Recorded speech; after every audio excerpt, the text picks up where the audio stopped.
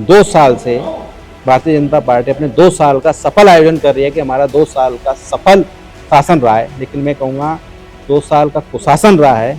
किस मुंह से ये पार्टी सफल आयोजन बना रही है कि अब जश्न मना रही, 2 साल हमारा सफल रहा। आप धौलपुर की दुर्दशा देख लो, धौलपुर की कितनी कॉलोनियाँ आज की तारीख में जलभराव में है। आप विधानसभा में देख रहे हो किस तरह से गतिरोध होता है, किस तरह से हम सदन चलाना चाहते हैं, वो सदन चलाना नहीं चाहते। हम कोई भी आवाज उठाते हैं सरकार से जनता के हित के बारे में, तो सिर्फ सदन को एडजॉर्न कर दिया जाता है, स्थगित कर दिया जाता है कि भैया बाद में कराएंगे। क्यों? मंत्री जवाब नहीं दे रहे हैं।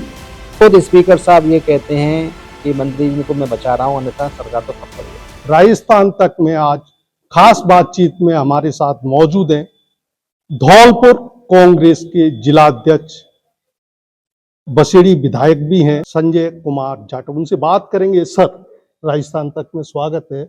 आपको जिले की कमान एआईसीसी ने सौंपी है। क्या कारण रहे कि माइनॉरिटीज, ब्राह्मण और अन्य जातियां ज्यादातर कांग्रेस के साथ जुड़ी रही, उनको मौका क्यों नहीं दिया गया?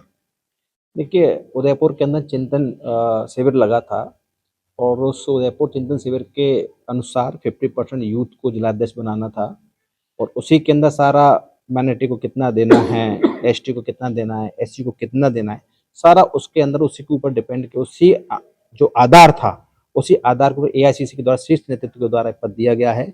आप जब देखेंगे 45 जिलाध्यक्ष के अंदर 9 एससी के हैं, 8 एसटी के हैं और 3 माइनॉरिटी बनाए गए हैं। तो उसमें कहीं ना कहीं यूथ को भी, हर वर्ग को भी, ओबीसी, एससी, एसटी, जनरल सबको 45 में समाहित किया करके, और उसके आधार पर उन्होंने ये भी देखा कि 50% तक यूथ को इसमें लाना है। इस आधार पे ऊपरी नेतृत्व एआईसीसी के द्वारा ये पद दिया गया है। जी, बात करें कि कांग्रेस ने यहाँ पर जैसे माइनॉरिटीज है, मीणा समाज है, इनको मौका कभी नहीं दिया है। देखिए, अगर हम एनालिसिस करें तो आप देख सकते हैं कि पूर्वी राजस्थान में जो भरतपुर संभाग है, भरतपुर संभाग के अंदर सवाई माधोपुर और आपका करौली, दोनों जिले के अंदर एसटी से, मीणा समाज से जिलाध्यक्ष बनाया गया है। राहुल गांधी ने पिछले साल जिलाध्यक्षों की मीटिंग ली थी, उसमें कहा था कि हम कमान उनको सौंपेंगे जो संगठन के लिए काम करें, चुनाव नहीं लड़ेंगे। तो राजस्थान में पूर्व मंत्री हैं, ठीक है, वर्तमान विधायक हैं, उनको जिलाध्यक्ष की जिम्मेदारी दी है, क्या चुनाव नहीं लड़ेंगे ये? देखिए, 2023 के अकॉर्डिंग और उदयपुर चिंतन में, बार बार का उदयपुर चिंतन का आप लेंगे हम एग्जाम्पल, तो उसके अंदर आज के हालात अपन देखें तो उसमें देखें पूर्व मंत्री जो आज नहीं है, विधायक भी नहीं है, पूर्व मंत्री पहले रह चुके हैं, उनको जिलाध्यक्ष बनाया गया है। और आज हम 12 जो विधायक हैं उनको जिलाध्यक्ष बनाया गया है। तो कहीं ना कहीं इसमें उदयपुर चिंतन का पूरा फॉर्मूला सेट करके बनाया गया है। उसके आधार पे ही सारे कैटेगरी, सारे वर्ग के सबको समाहित करते हुए, सबको संतुलन करके ही बनाया गया है। ऊपरी नेतृत्व के अंदर पूरी एक्सरसाइज की गई है। अक्टूबर के अंदर संगठन संयोजन अभियान चला था और 22 नवंबर को नियुक्ति दी गई, तो काफी सारा लॉन्ग टाइम लेते हुए उन्होंने पूरा किया है। धौलपुर जिले की बात करें तो जैसे आपके बीजेपी में भी पहले ब्राह्मण समाज से जिलाध्यक्ष थे, कांग्रेस में भी ब्राह्मण समाज से जिलाध्यक्ष थे, दोनों ही पार्टी ने ब्राह्मण समाज को नकार दिया। क्या कारण रहा है? नहीं, कांग्रेस पार्टी ने कभी भी ब्राह्मण समाज को नहीं नकारा। ब्राह्मण समाज के हर पदाधिकारी को उन्होंने बिल्कुल बाकायदा सम्मान के साथ काम दिया है, पद दिया है। ऐसा नहीं है कि ब्राह्मण समाज है।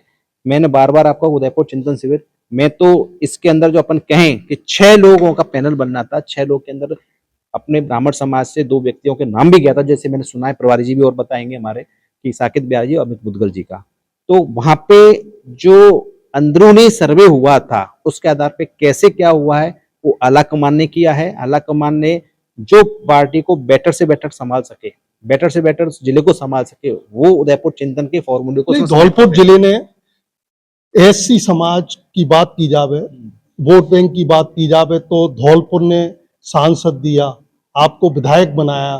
तो और जैसे अन्य कास्ट हैं, राजपूत है, मीणा समाज है, तो उनको मौका कम ही नहीं मिला।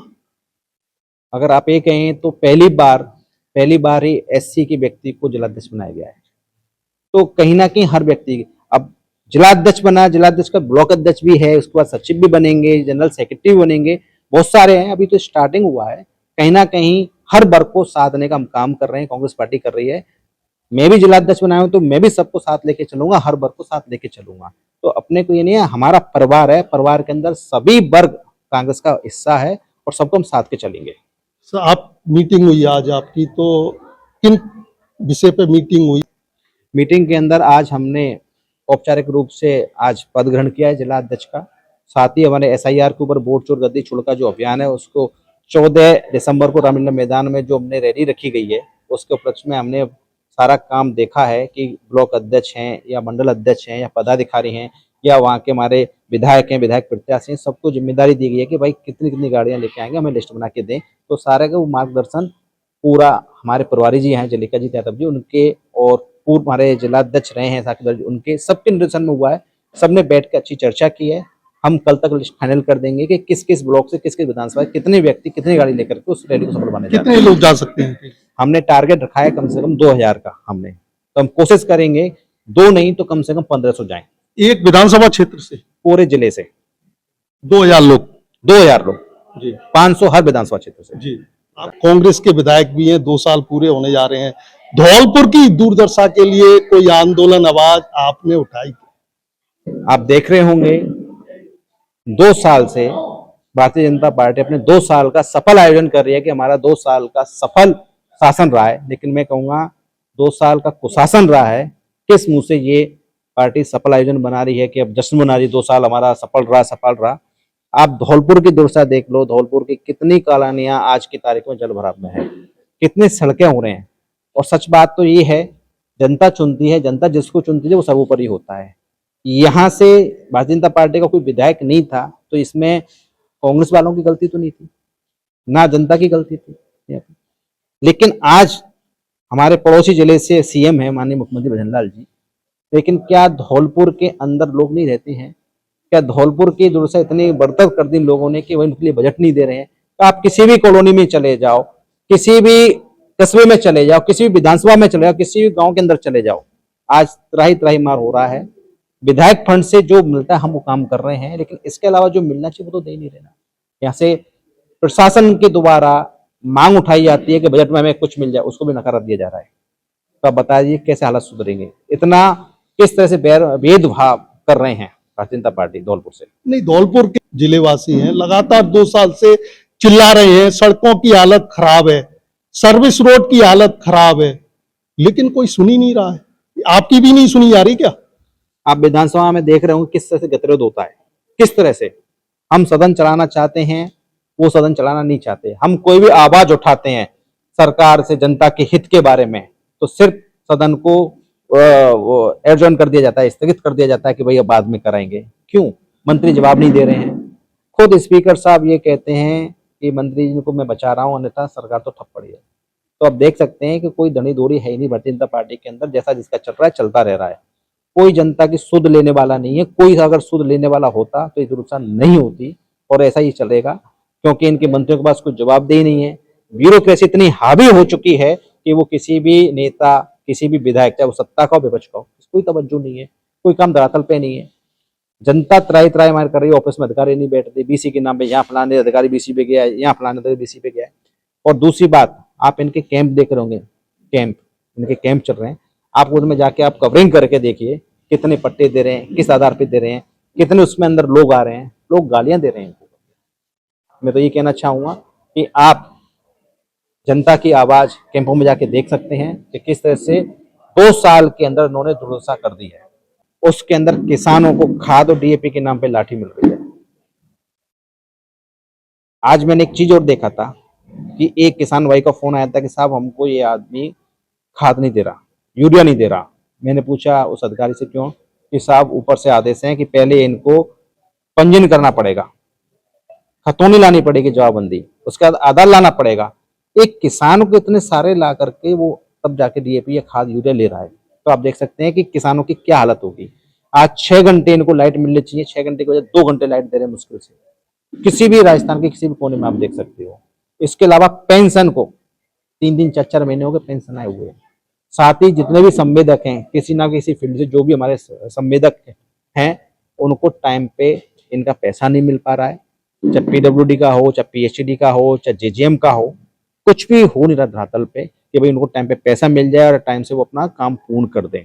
आप चारों तरफ किसी भी फील्ड के अंदर देख सकते हैं, सब त्राही मच रहा है पूरा। मुआवजा मिला क्या किसानों को जो फसल अतिवृष्टि के कारण खराब हुई? आप अतिवृष्टि के आंकड़े उठा के देखेंगे उन्होंने किस तरह से आंकड़े बना रखे हैं। किसान को मुआवजा तो दूर की बात, हमारी विधानसभा के अंदर धौलपुर जिले के अंदर 2 साल से अतिवृष्टि हुई थी, जो फ्लड आया था, उसके अंदर मकान ढहे थे, उनको बिल्कुल नकार दे कि एक भी मकान नहीं ढहा।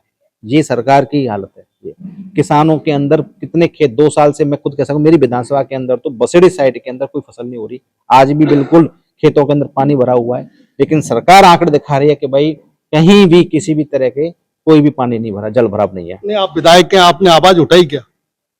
विधानसभा के अंदर हमारे पास बचाई क्या है? हमें सिर्फ अपनी जनता की आवाज ही तो उठानी है।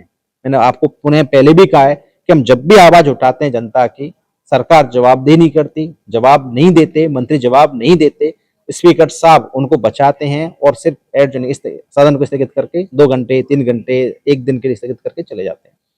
हमारे साथ थे कांग्रेस जिला अध्यक्ष बसेड़ी विधानसभा क्षेत्र के विधायक हैं संजय जाटा। उनका कहना है कि उदयपुर चिंतन में राहुल गांधी ने जो निर्णय लिया है उसके मुताबिक जिले की कमान सौंपी गई है। राजस्थान सरकार जो 2 साल का जश्न मना रही है वो बिल्कुल विफल है, क्योंकि धौलपुर जिले में कोई भी विकास कार्य नहीं हुए हैं। लगातार आवाज उठाते रहे लेकिन जनता ही नहीं, विधायकों की भी सुनवाई नहीं हो रही है। उमेश मिश्रा, धौलपुर, राजस्थान तक।